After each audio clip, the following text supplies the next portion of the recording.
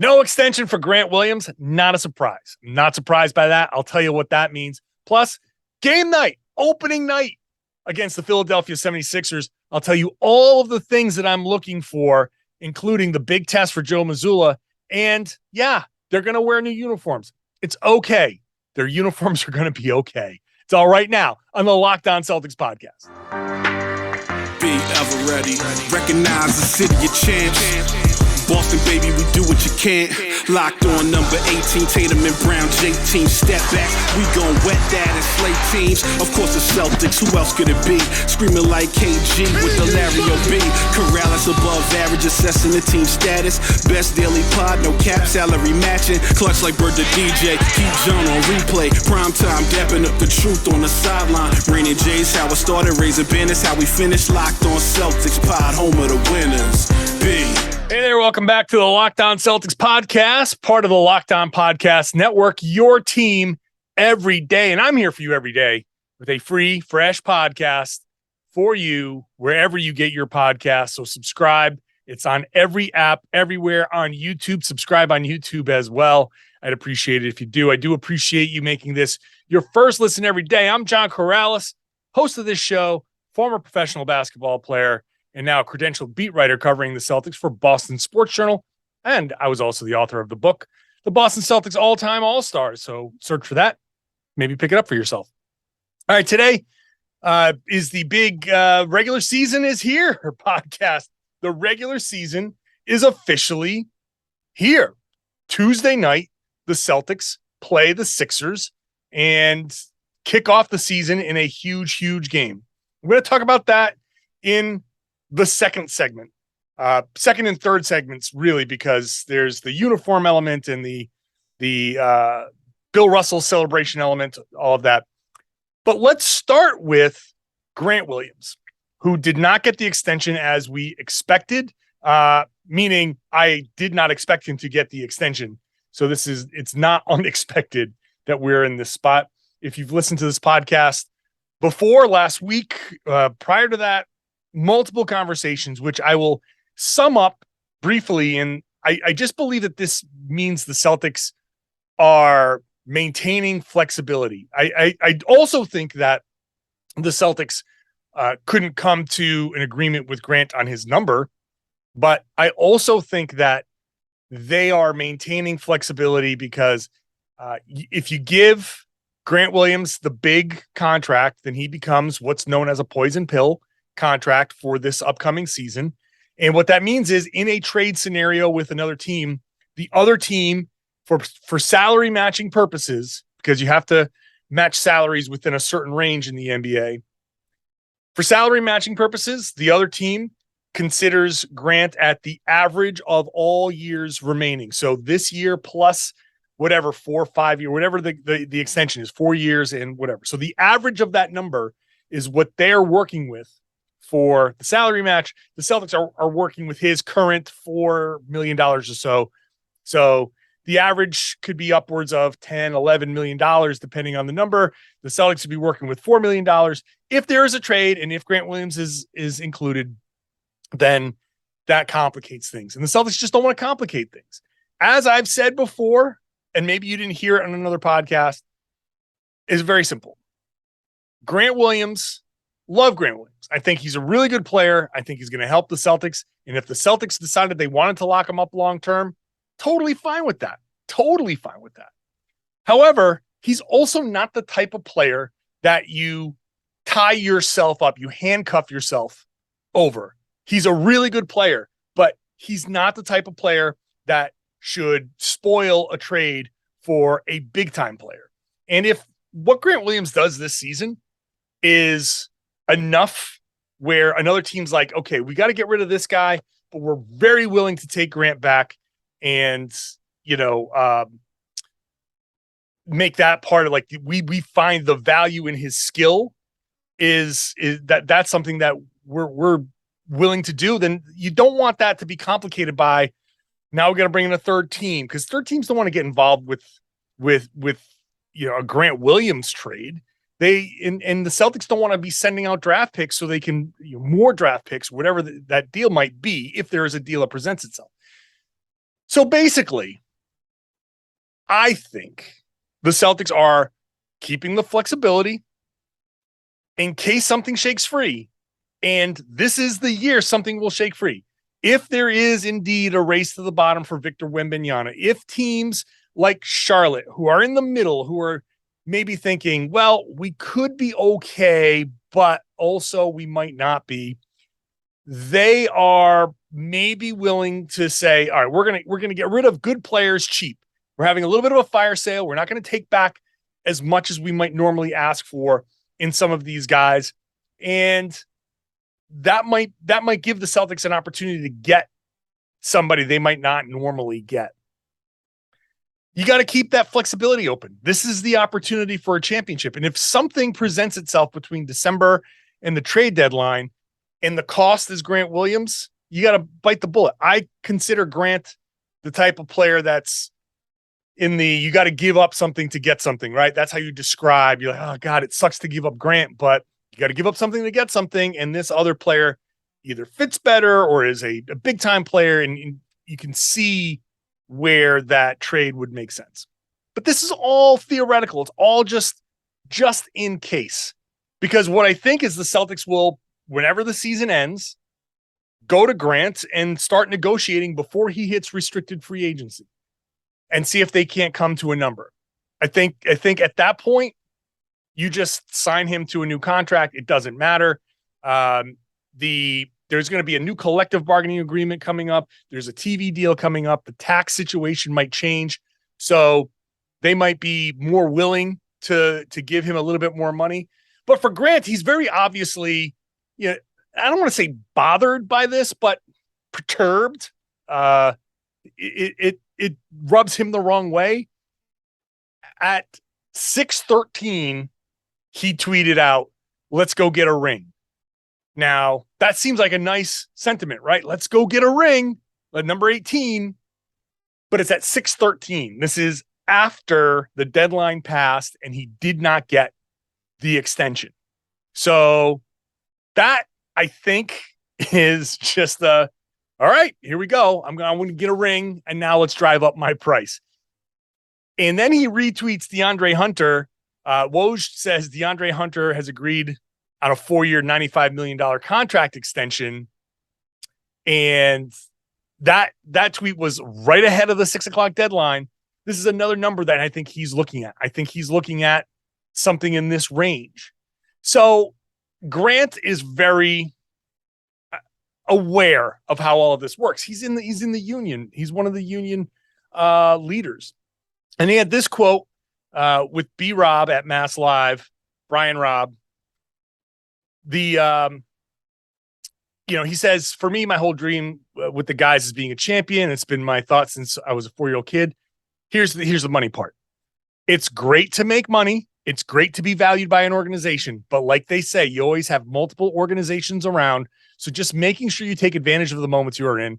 We'll see if I get extended. It's going to be happy. I want to be in Boston. It's the place I want to be with the team I'm on. I love the guys here and people here. You want to make sure that your value is there as well. Pointed comments, not exactly hiding. He wants to stay in Boston, but he wants his real value. And this is part of the business.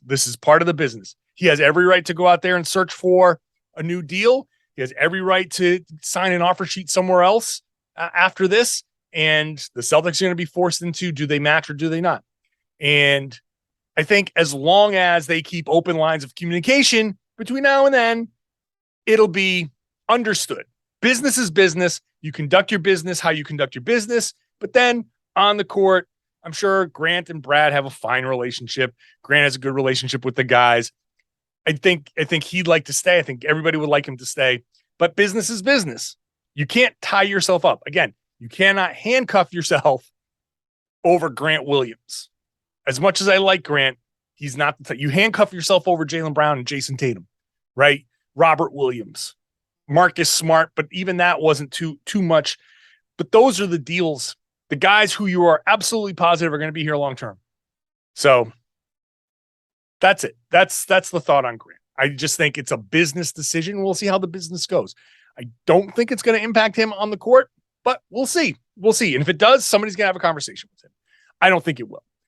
On the court is where we're going to see him next because the Celtics play the Philadelphia 76ers Tuesday night opener. And this is a big game. This is an important game and maybe one of the most important October games we're ever going to see. And I'm going to talk about that in just a minute. First, we know these days every new potential hire can feel like a high stakes wager for your small business. I grew up in small businesses. I was also a hiring manager. I know that hiring the right person is super, super important, and you want to be 100% certain that you have the access to the best qualified candidates available. That's why you got to check out LinkedIn Jobs. LinkedIn Jobs helps find the right people for your team faster and for free. Free is a good price. Again, I've had to hire people in the past, but it was a long time ago, before things like LinkedIn Jobs came around, and they just make everything so much easier. You can add your job and the purple hiring frame to your LinkedIn profile. That just spreads the word. They know, oh, you're hiring. It's right there on your profile picture. And simple tools like screening questions, it makes it easy to focus on candidates with the right skills and experience so you can quickly prioritize who you'd like to interview and hire. You know you got to finish the year strong and get the right team member on, just like we've been talking about with the Celtics.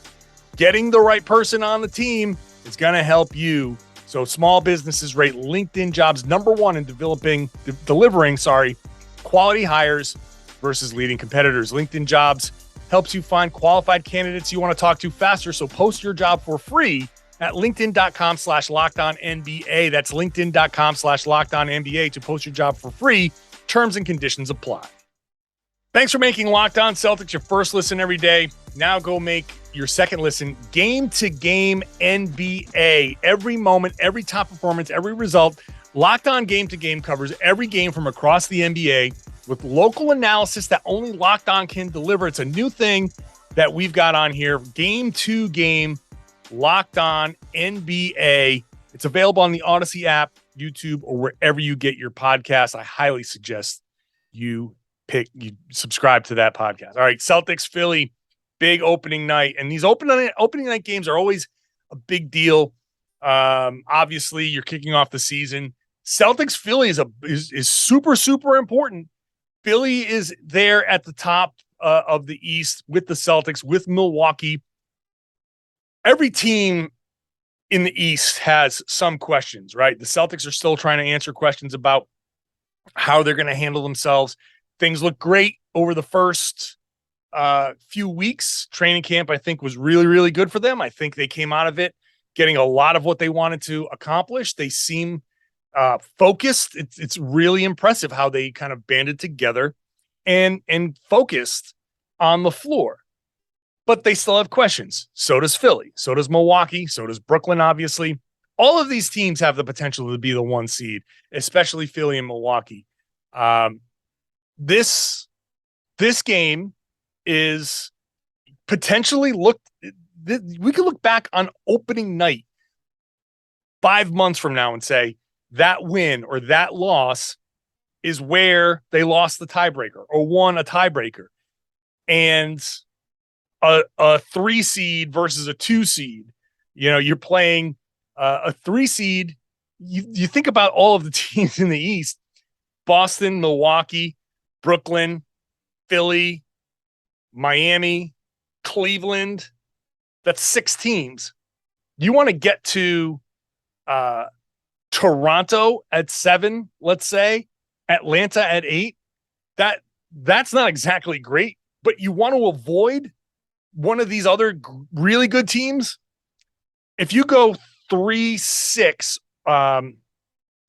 and all of a sudden you're facing the Miami Heat in the first round, that's less desirable than maybe going 2-7 or 1-8, and you've got a flawed Toronto team or a flawed Atlanta team, or maybe another team hops in and shocks somebody in the play-in tournament. The whole point here is you want to get that highest seed possible, especially this year. And opening night is this has implications. This has real implications, which is kind of daunting for a team that still hasn't figured out exactly who's going to play with whom. There's still experimentation to be done over the next couple of weeks, 3-4 weeks even, because Luke Kornet's going to play. Luke Kornet is going to play. When does he play? With whom? In which lineup? At practice on Monday, Joe Mazzulla said, we built an identity, especially last season, of playing big. In preseason, we've shown that we can be small and kind of play with our speed and skill. So it's a matter of us, which one we want to play to, and how do we want to be comfortable out there on the floor? It's something that we're going to have to talk about and make changes throughout the year. So that right there tells you we have two kind of identities that we're working on that carry over that Mazzulla has talked about is important, and playing big is important. And this is a team you may want to play big against. So when are we going to see Luke Kornet, who is a big person? He's a large individual and he is athletic. He can go up and get lobs. He can get up and block shots. He can be helpful. Does he start? Does he play with the starters? Do you start with Derek White and see? Because that's some continuity from the preseason. And if it's obvious that they're too small in that scenario, you sub in Luke Kornet 2-3 minutes into the game. That's a possibility here. But size is going to be an issue for this team. Can you get that size on the floor against a team like the Sixers? And, a floor spacer, or a guy who has the potential to be a floor spacer like Kornet, or maybe, Vonleh has been out there taking threes. Blake Griffin has been out there. He's worked on his three. Last year wasn't a good year for him, but the year before was.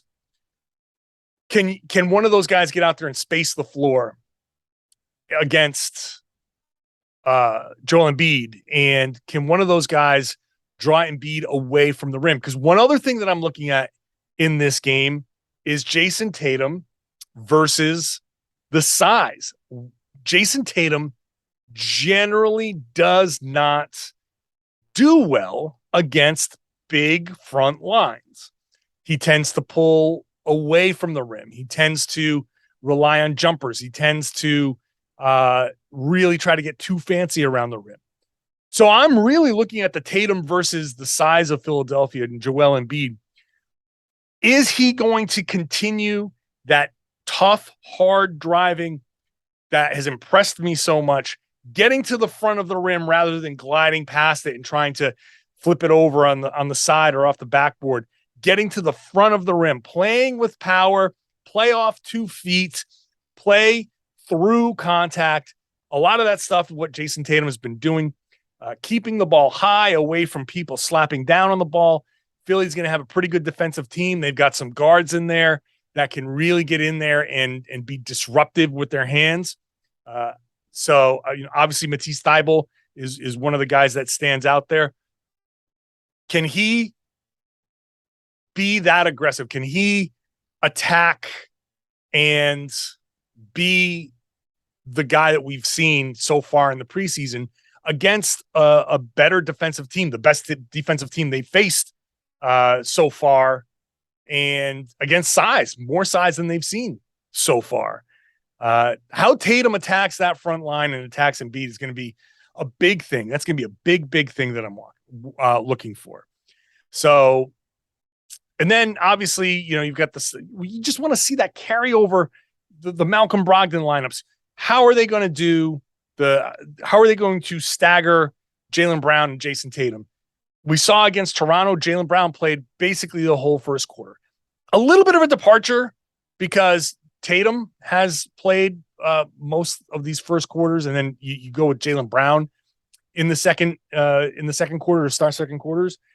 But maybe you just go Brogdon and Tatum with a couple of shooters, Grant and Sam Hauser, and a big, and you just kind of see how that goes.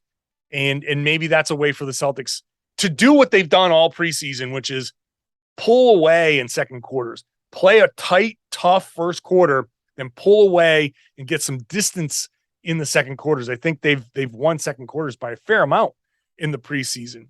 and they want to see that trend continue. I want to see how they do against Philly. I don't think Philly is a deep team. So that second unit is going to be another thing to watch with Brogdon and how Brogdon is going to be deployed and which star is going to be next to him in that second unit. And then obviously the Al Horford, Al Horford guarding Embiid. I assume that Horford's going to go out there and play whenever Embiid is on the floor. Celtics might get lucky here in the sense that I don't think Doc is going to go out there and play Embiid 40 minutes to open the season. I think he wants to preserve Embiid. So you might see a little slow ramp up there too. So if Embiid plays 30 minutes and Horford plays all 30 Embiid minutes, then that's fine. So that's going to be something that I'm looking for in this game. And then maybe the biggest of all is Joe Mazzulla. And he said something at practice on Monday that just kind of made me think he's not overwhelmed, but a little wide-eyed with some of this stuff, as he should be. It's a normal thing. I'm going to talk about that in just a minute. Thanks for making Locked On Celtics your first listen every day. You can also make Locked On NBA your second listen every day. Locked On NBA, rotating hosts all week. I normally host on Wednesdays with Jake Madison. I won't be this week because I'll be at the Garden covering the Celtics and doing the Locked On Celtics podcast for you. So that's going to be a late night. That means somebody's subbing in for me on Locked On NBA, but I'm usually there on Wednesdays. So make sure you're subscribed. Get it on the Odyssey app, wherever you get your podcast. Also on YouTube. It's a great look at the biggest stories around the NBA Monday through Friday. Joe Mazzulla was asked about, this is your first regular season game. I, on Boston Sports Journal, wrote my Celtics season preview. I started it out by saying that Joe Mazzulla went into the summer wishing that he would come out of it as an NBA head coach. And he did. Except he was hoping it would be with the Utah Jazz. And this situation is almost like wishing on a monkey paw, where you tell the monkey paw, I want to be an NBA head coach. And the monkey paw curls the finger. And then you cut to the news report of Ime Udoka getting suspended and Joe Mazzulla getting the interim head coach. It just is just a slam together. Get the job a few days before training camp. No time to come up with your own plan. No time to hire your own assistant coaches. No time to do anything but go with the flow and basically try to play Ime Udoka's sheet music. And through it all, if he's a normal human being, which, he is, there has to be a moment where he's in his office or at home or stuck in traffic in his minivan, and he says, I can't believe that I am the head coach of the Celtics. There has to be a moment where he's just like, oh my God, what is happening here? Because I have those moments and I'm just writing about the damn team. He's just got to be every once in a while. And he says, quote, I've definitely had moments of gratitude. I have moments of like, it's special to be here. You have to take those moments in, but at the same time, I think you have to focus on the most important thing. And then he goes on about the game and how do you execute and all that stuff. But that's code. Like that moment, the moment of gratitude, the moments of like, it's special to be here that's the moment where he's like, I am, I'm shocked and amazed and I can't believe that I have this job. And yeah, that's gratitude. That's, it's special to be here, but oh my God, he has to, that's just a normal reaction. But he's also really smart. He's a really smart guy and he has the team focused, and the regular season is going to be interesting for him. I'm impressed with how he's had the team ready to play, focused, detail-oriented, all that stuff. I'm impressed by that.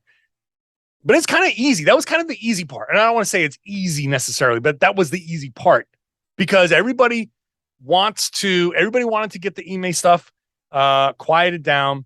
Very easy to rally these guys together and say, okay, we got to focus on this stuff. It's everybody wanted to put that other stuff out of their heads so they can focus on the task at hand. Now comes the regular season. What happens when you're up 16 in the third quarter and the other team goes on a run, a 14-2 run, and now you're up 4 going into the fourth? You know, do you hold it together? Can you process what's happening? Can you recognize what's happening on the floor? That stuff comes with experience, and he's only got a few years experience in the NBA. He's still very raw. Now, he might still be good and just, hey, some people are just great at a younger age, and that could just be Joe Mazzulla and be fine. Our questions will be answered early. He recognizes these situations. He recognizes lineups and patterns and all that stuff before anybody else does and makes the changes, and everything's great. That could very well be. But we haven't seen it. We haven't seen a track record. We didn't see a track record from Ime Udoka either, but he just had so much experience that you felt better about all those years with Pop, the years across the league, playing in the NBA, having seen a lot of things playing in the NBA. He's been around the league for a very long time. He has seen a lot of the league. Mazzulla, when Robert Williams was drafted, Mazzulla was the head coach of the Division II school in West Virginia. So he hasn't seen a lot of the NBA. Not from this perspective. So experience is the best teacher in life, just in general in life. Me doing the podcast, having gone through certain things, I can now recognize certain things. I can be better about certain things. I can give advice to people about how to do stuff, where before I was flying by the seat of my pants and trying to figure it out on the fly. We need to see what Joe Mazzulla is going to do. What's it going to be like? And how quickly can he learn his lessons? Because he will screw up and he will have lessons that will be learned. How quickly can he learn those lessons? Can he apply them right away? That's going to be the big thing. And how does everybody rally around him? How do the guys rally around him? Everybody needs to be on the same page. Everybody needs to be rallying for one another for this thing to work this year. This is just everybody together, full team effort. We need to see that from day one, and we need to see it for 8 months. So that's going to be the first moment of that is going to be against the Sixers. Now, as I wrap up, this is going to be a special game for the Celtics. It is a game celebrating Bill Russell. This is one of 2 tributes to Bill Russell. There's the obvious game here on this night, and then again on his birthday on the February 12th. I'm sorry. Bill Russell tribute night on February 12th against the Memphis Grizzlies. This pregame ceremony includes singing performances, a poet, the Boston Children's Chorus performing at halftime, contributions to his mentoring program. They're going to raffle off these new City Edition jerseys, autograph them, and raffle them off to go to the mentoring program. So a very extensive tribute to Bill Russell will be done on this day. And those uniforms, I got to mention these uniforms as I wrap this show up. I tweeted it out, and people, the reaction was mostly positive. I'm going to say 70-30 positive. I think the people who had criticisms of it were saying they look like Milwaukee Bucks jerseys. Okay, I can see that. It's a very Milwaukee shade of green. Some people just don't like it. You're just not going to satisfy everybody all the time. But it's a deeper forest green. The script Celtics is patterned after the sign from a restaurant that Bill Russell owned. And there are 11 diamonds down the side for 11 rings. The number 6 on the belt, surrounded by 11 diamonds. I like them. I like them. I like the black trim. I like the gold and black. There's a parquet kind of pattern in there and that piping on down the side. It's different. I like it. It's not the traditional Celtics green. That's okay. It's an alternate jersey. This isn't their all the time jersey. The standard green and white jerseys still exist. They're going to be used most of the time. But in today's NBA, this is just how it goes. There's an alternate jersey. These are the City Edition jerseys, and they're in honor of Bill Russell. Bill Russell had a hand in this, so he knew about this before before they were unveiled. And so that, to me, I'm in. It's great as an alternate. I'm fine with alternate jerseys. People don't have to lose their minds all over every alternate jersey. Every time a new one comes out, it's, this is terrible. I know that there's a Vistaprint tag on it. Just get used to it. Get over it. It's been around. These jersey patches are there. Just accept it and move on. This is how it is now. The number of people who are like, oh, Bill Russell really loved Vistaprint. Like, just lighten up, Francis. So I think these are fine. I've been on record. I think the Celtics City Edition jerseys one day should be the paint pattern from the gas tank on the side of 93 in was it Dorchester there? Do that. That's as much city of Boston as anything. So do that. Do a brick. You want to do like some sort of brick Freedom Trail type of thing. Sure, give it a shot. What's the harm? It's just an alternate jersey. Let it go. I like these. These are clean. I like them. I will accept that they look a little too Milwaukee with that shade of green. But other than that, I think it's pretty good. Maybe they could have gone a little more Kelly Green on it, but that's fine. Minor thing. So enjoy that. I think a lot of people are obviously going to be snapping up these jerseys. So I think it's going to be a fun game, and obviously a special night honoring Bill Russell. They put the number 6 in the lane. That's a really nice touch. And I think it's just going to be an awesome night. So I will be podcasting after the game, late drop for that podcast, probably like around 3 a.m. or so. So it'll be there for you when you wake up, or if you're on the West Coast, it'll be there at midnight, or if you're somewhere else in the world where plenty of you are, it'll be there at a time that is however many time zones away you are. For me, at about 3 a.m. Can't be more specific than that. Maybe you'll get it first thing in the morning. Maybe you'll get it on your way home from work, but wherever you are, I hope you enjoy the show, and I hope that you are a subscriber. If not, please subscribe. This podcast is daily, free, fresh podcast for you, Monday through Friday. So subscribe on YouTube. You can watch the show on YouTube if you'd like. You can ring the bell there and get notified once the show drops. If you'd like, comment, especially important commenting, and sharing the podcast. Spread the word. Tell your friends and everybody. They should be listening to and watching the Locked On Celtics podcast here on the Locked On Podcast Network.